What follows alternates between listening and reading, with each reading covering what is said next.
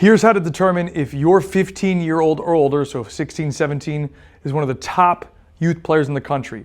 And it's broken down into 4 main levels. But before I dive into that, I am Kyle Wilson, Kyle C. Wilson, the Angry Soccer Guy. I've been in the youth soccer game for 10 years, working with 2 years old when I worked for Soccer Shots, with everything in between up to professional players like Luis Nani, Benji Michel, Tesho Akindele, and I've even worked with the generational talent coming out of Brazil named Cauã Bazil, who has a $3.5 million contract with Nike.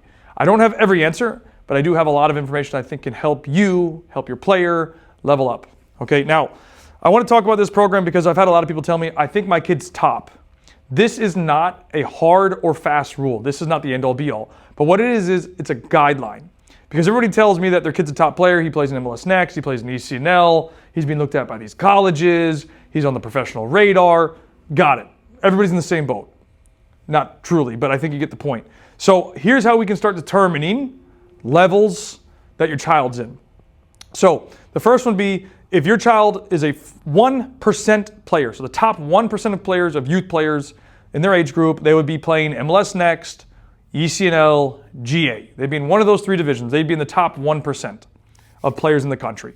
Now, this is where it starts getting even smaller and better opportunities. So a 0.01% is a player that is playing in adult competition at 15, 16, or 17 years old. So this would be like a UPSL, a USSL.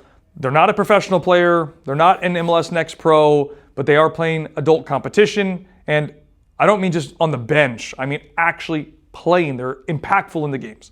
So one example is we had a player that played for us. He was a 14-year-old, and he was a starter on a UPSL squad. First game got a goal, second game got a goal and assist, and was by far the best player in the field. Now, that's not going to be every player. I'm just highlighting an example for you. Now, a 0.01% player is an individual who plays for an MLS academy, which means they're a part of the MLS programming that is fully funded. So they play for like Orlando City Academy, Inter Miami Academy, Austin FC Academy, DC United Academy.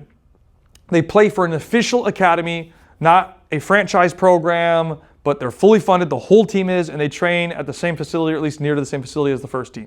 That would be a player that is a 0.01% at the U15, U17 category. Then we have the 0.00001%. These are players that are like Kavan Sullivan, who is a professional player at a young age. So he made it at 14, but it'd be typically a 15 and older player, 15, 16, 17 years old, signed to a professional contract in MLS or in Europe, or maybe MLS Next Pro if they're signed professionally. So they may have a first team contract as a homegrown, but they play on the second team of the MLS Next Pro. That would be a 0.0001%. So you can see how it kind of drops. So just to summarize, 1% is MLS Next, ECNL, GA at their age group.